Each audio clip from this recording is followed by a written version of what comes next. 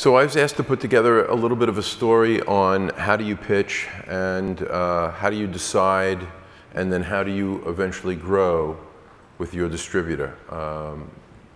All very interesting questions, something that faced us when we put together our brand Leblon Cachaca, which we started really on Apple computers in Central Park and finally built out a company.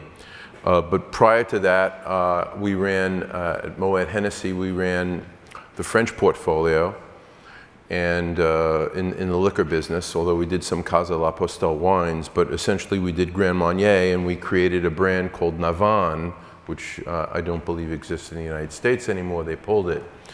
But the same things apply to that brand and to other brands as well, especially in the wine business where you have an atomized structure of wine, which is to say lots of competition from lots of various areas of provenance and a lot of different people in pecking orders taking away profit from your brand. So I think before the pitch, before you meet a distributor, you need to choose a distributor. And does everybody here have a distributor now, or those of you who are suppliers, do you have a distributor? How many people are thinking about what kind of distributor they need? Okay. It's an important question. I think one of the things that you have to determine is really understanding who they are. What are distributors? What do they do? What do they seek to do? How do they see the world? How do they see you? And I think you should talk to as many people as you possibly can. This is a great setting among other settings to do that. You want to talk about the various distributors that you think might be a good fit for you. And by good fit, I mean, do they have a cultural understanding of the product and the brands that you've created or that you represent? Do they understand Portugal? In the United States, one of the mistakes we made in cachaça, which is Brazilian, but through Portugal obviously, is that there's no real cultural underpinning in the United States with Portugal or with Brazil. A little bit more now, but there were never wars with Portugal. There were never dates that you learned at school with Portugal. And so, not unlike Mexico, right? So you have tequila, you have a bond with Americans. So you need to understand your distributor and understand their culture and how they go about selling the various wines and spirits in their portfolio. What are their favorite nation status, so to speak? What are they most familiar with? I think those are really important things to ask distributors and ask friends and networking people that you know about these distributors so that you can determine, is this a good fit for me? What are these people really looking to do? How many salespeople do they have? How old are they? Do they know wine? Do they know liquor? Do they know spirits? Which accounts in the areas that you're looking to, if it's New York, which accounts are they most familiar with? These are questions you should find out answers to. I think it's really important in understanding distributors is to have empathy. Understand how they see the world, as I said, because you need to know what motivates them. In order for you to make a pitch to a distributor, you have to understand what's in his or her mind, what's working in their brain. And I understand this is a difficult thing to do for a lot of people because you have so many facts and figures you're juggling. I mean, the prior presentation was replete with facts and figures about things you really need to understand. I take that to heart because we wrestled with that to the ground many, many years. It's a vast amount of figures and facts that you're juggling. So you need to understand what's in the other guy's mind, what's in the other person's mind when they're looking at you. How do they see you? And that will help you understand, at least meeting them halfway, because they have a tough job. They have to move glass. It's a tough job. and everybody wants them to build their brand. So when you start thinking about how distributors see the world and how everybody's coming to them with the same questions, you realize that they have a lot to juggle as well. So facing them and understanding them before you get to know them or choose them is a really important thing. You have to know what's on their minds. You have to know how they're thinking. Not every distributor is the same. If you go to a Southern Glaciers, or formerly known as Southern Wine and Spirits, or you go to Empire or Breakthrough Beverage now, you're talking to very big distributors who have lots of different levels and hierarchies of needs, desires, and organizational constructs that they maintain. Whereas if you go to mid-tier distributors or smaller, sometimes one or two man shop distributors, they have a quite different set of standards and needs and ways of working, what we call WOW, ways of working, that you may or may not fit in well with. So just because they're a distributor and you're going, oh God, now I have a distributor, I can get into the market, I wouldn't jump too soon. Do some research, figure out what's on their minds.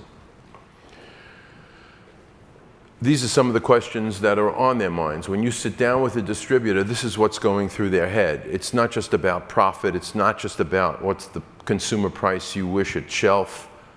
It's all of these questions that I think are really important. They're trying to gauge who you are.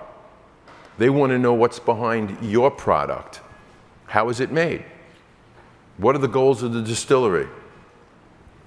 It's very important, you know, is the winery set for capacity? If I do a good job, can they deliver? Can they ship? Can they produce at the same rate that they're telling me they can right now? How does it fit into my portfolio? Is this a wine that I can easily manage within the various portfolio breaks that I currently own? And what category or segment is it in? And these are the kinds of questions that are constantly going through their minds as they look at you. So you should know answers to these questions. You should understand which questions are more important for some distributors and which questions are not as important. This is about 6 years ago. I was talking to Rudy Ruiz at Southern Wine and Spirits, then Southern Wine and Spirits in Miami, and he told me that they get, just at Miami, 400 people a month with new products. This is 6 years ago, 7 years ago. I can only assume it's much more now. So when you're going to distributors, and this is regardless of, well, Southern Wine and Spirits is unique in the business, so they're going to get a lot of the calls because they're very well known and they have a familiar name. And they have a huge reach into the United States, into a very antiquated distribution system in the United States, I might add. But if you go to any distributor, they will tell you that lots of people call them, knock at their door, try to meet with them. So these are questions that are not only just gateway questions for them, they need to know the answers in order to make an educated decision on your behalf and on their behalf. These are questions that are very important, and you should know the answers to them. So in being prepared, not only should you know the answers to those questions, but you should be understanding of where you want to go. So that today, if we sat down and we went over the various distributors that you would have in mind to see, what would you tell me about your brand? Do you know the story of your brand? Are you confident in telling it? Can you convince somebody whose livelihood depends on correctly and successfully selling your product that your product is built for them? They will ask those questions. So the more you're prepared with answers, the better it is.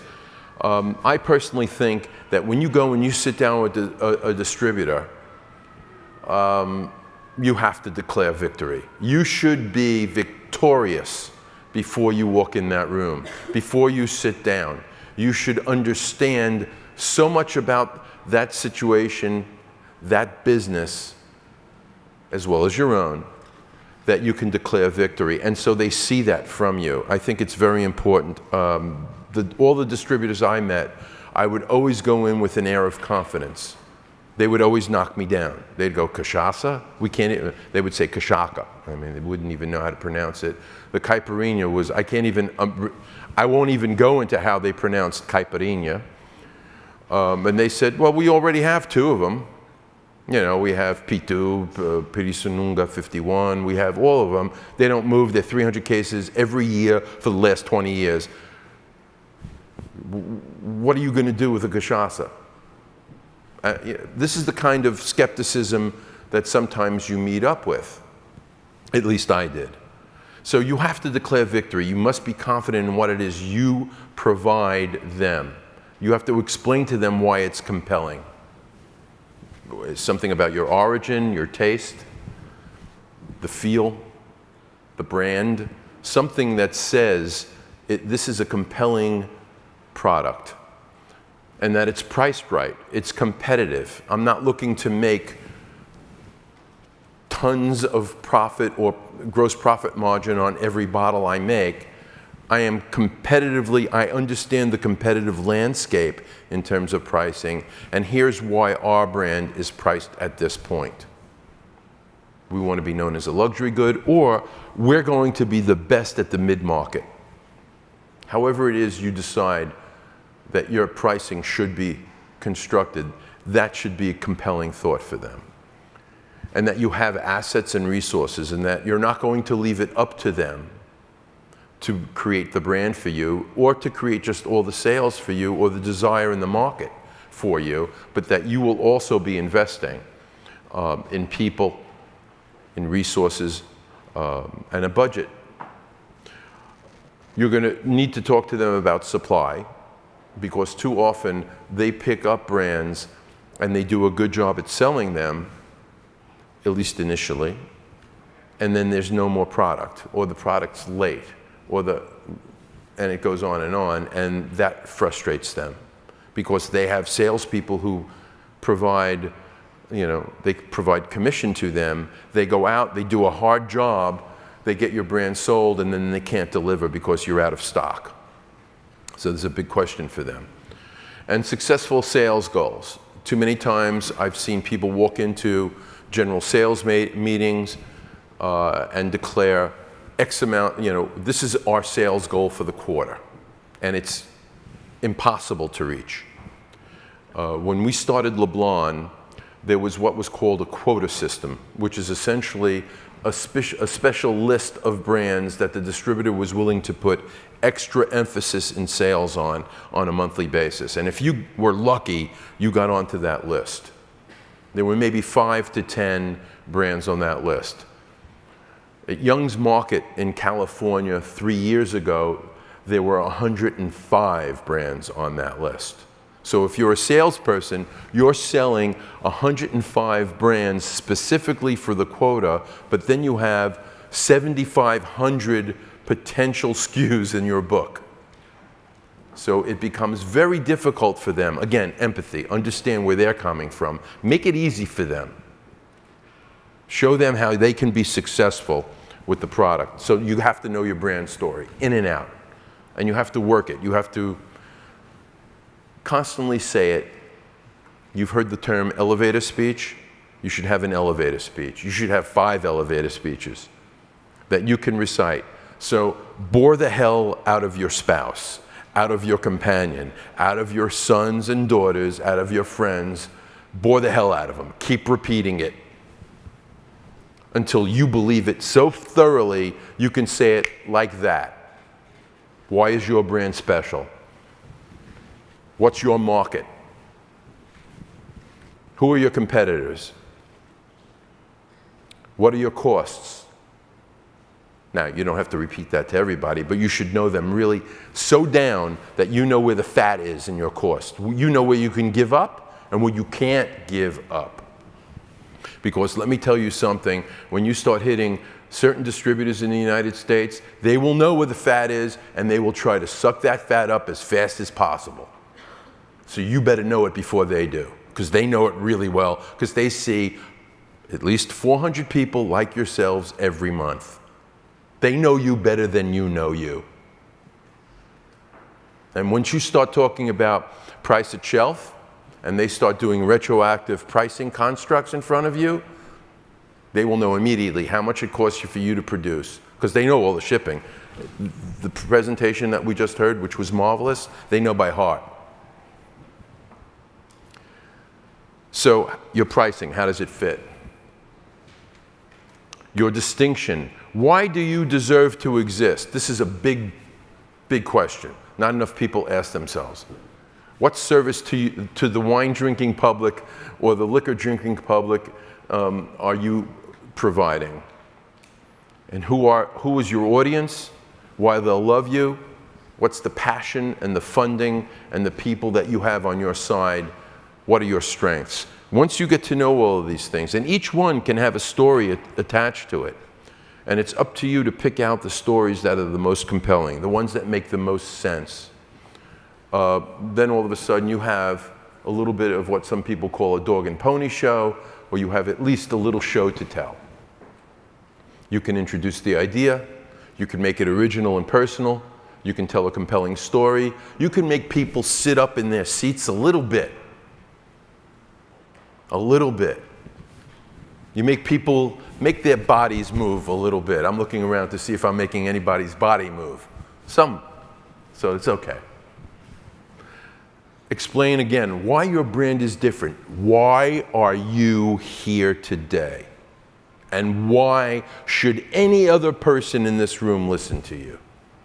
What have you got? Even if it's tiny, that's so unique. That is critical to the way you will go into a market. Make it easy to understand. Now, we made a mistake in that. We said, we're going to call cachaça at the beginning, we're going to call this Brazilian rum. And then a Brazilian heard us say that as we practiced our stuff, and they go, no, we don't make rum. We make cachaça. So after we had lost about $25,000 on sales materials saying Brazilian rum, we burnt it all and said, no, let's assume who we are. We're cachaça. And so that's what we did. So make it easy to understand and make it convincing. It's important to convince other people that you have a unique thought, that you are differentiated, that you have a reason to exist. Not everybody does. I'm not talking about humanity here. I'm talking about something in a bottle, a brand, a product. And what's your go-to-market strategy?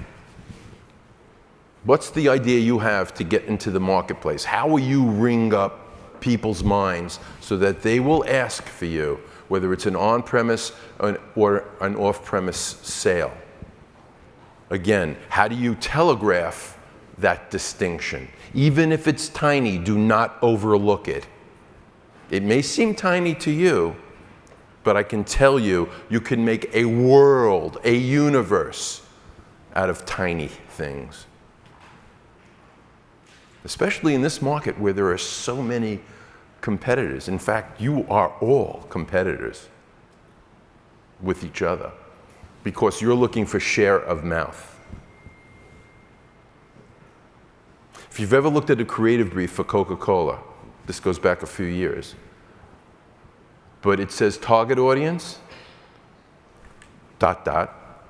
everybody with a mouth. It doesn't say men and women, 25 to 30, everybody with a mouth. So you're looking for share of mouth. You ever walk into a bar? How many people here have ever walked into a bar? Walked into a bar? Hello? The Beverage convention. Okay. You walk into a bar and you look behind the bar to see the bottles, right? Everybody that walks into a bar sees those bottles. Every single one of those bottles is a competitor for you. Every one. And the ones that are even unseen. So we have a competitive world that we're facing. You must convince people why you're different. And then you have to tell them what you need for them. Why are you there? What do you want from them? I remember one time I was talking, we were having a problem with, in Miami with our distributor, which was part of, it was Premier Beverage, which became part of Breakthrough now. And they were reorganizing.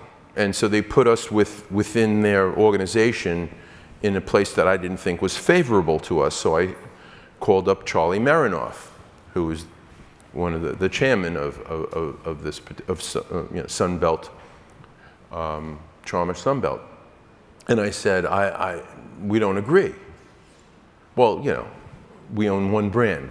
I have hardly any sway, except he took my phone call. And he said to me something that was very true, and I've always remembered it. He said, Gerry, don't you understand? We have 380 salespeople here. That's not who you need. You need 10 to love you. You can build a business with 10 people, Gerry. And he was right. So I tell you, you can build a business with a very small percentage of people on your side because they will sell you, and that will lead to other sales.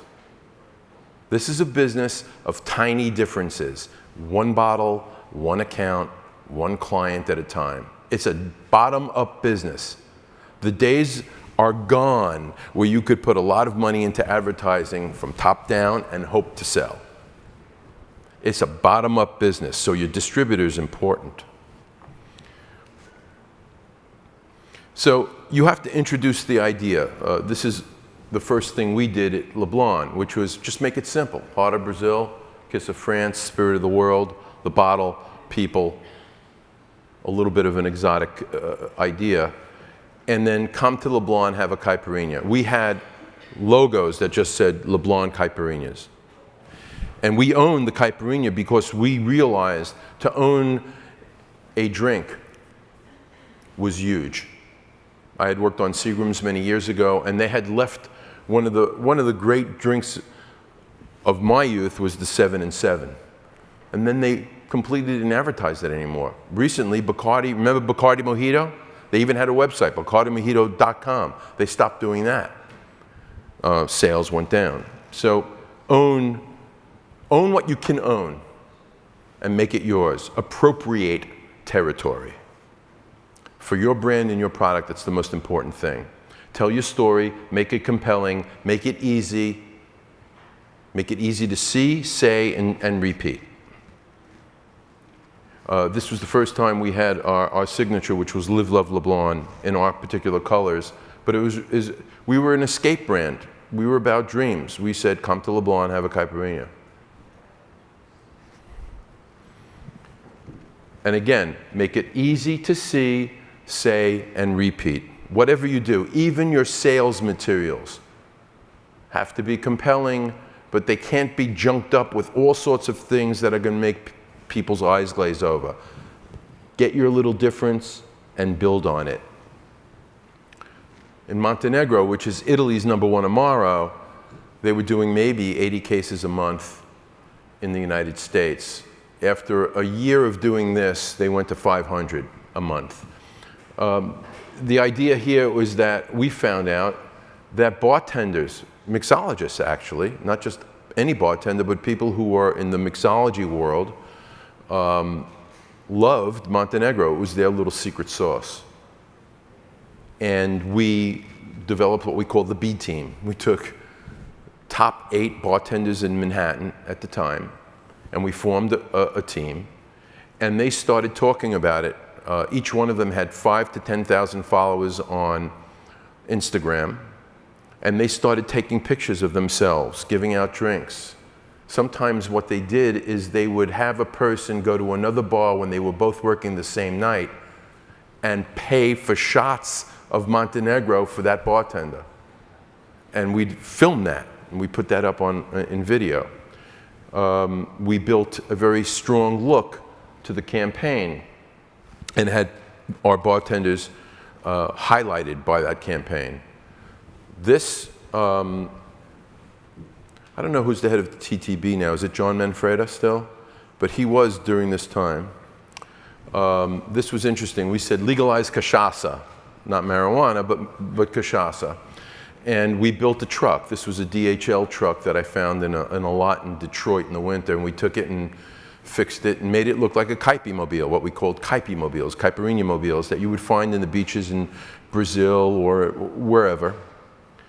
And it looked like a real truck that was giving out drinks. Of course, we couldn't, but we had lemon lime sorbet that tasted like a caipirinha, non-alcoholic caipirinha, and it was very, very good and quite natural. And we went around pushing this thought, which was a mini campaign we had of legalizing cachaça. Cachaça, the word cachaça was not legal by the TTB. It was called Brazilian rum. And we refused to put that on our bottles. So we had run-ins with them, and then we became part of the Brazilian Association in the United States. We own a distillery in Brazil. We pay taxes in Brazil. We're a Brazilian company, we said. But this is ridiculous. Brazil, of course, would not call bourbon bourbon. They would call it American whiskey, which irked Kentucky people to no end. So finally, after about 6 years of petitions, the government changed the nomenclature, which had to do with taxes and paperwork and all the rest of it, administrative stuff, which was very red tape, thick with red tape. They changed it to cachaça. And in so doing, the letter that went out from John Manfreda, the president of the TTB at the time, basically cited our work, this marketing campaign, for having incited enough people to want to have cachaça, not rum, because they're two different things.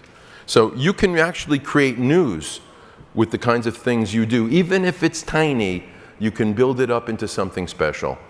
Our packaging, we said, look, we didn't really have the money for in-store stuff. Let's make the greatest box we can. It cost 40, 50 cents more per unit, which is considerable, but it was worth it because we could continue our look and feel and that little escape thought of coming to Leblon and have a caipirinha on the box. Get to know your product's pricing really well because it's going to be important. This we did for Montenegro, which you see. Keep repeating, building your brand voice. Having it distinct and memorable is important, both for the sales materials you use as well as for online purposes. And social media is very important. So get something you can repeat there. Learn what works and what doesn't. Reapply what works and stop doing what doesn't work. So way after you declare victory, they'll be impressed. They'll say, oh, I have somebody here who's passionate, who understands every single nook and cranny of the business. I don't have to build a brand, they're going to do it. I just have to deliver glass. They'll do the rest. They'll help my salespeople. And in the end, you know what? This dog, they'll say this dog can hunt. I can get this done. I can do this. And you'll be happy. But then you have to start working. Grow the relationship, understand those 10 salespeople, take them out for breakfast, take them out for lunch, work with the salespeople that have an affinity for your product and your brand, incentivize them, build your team, build your relationship. This is a relationship business after all. And you'll grow your market. I promise. That's what will happen if you do these things. So thank you very much.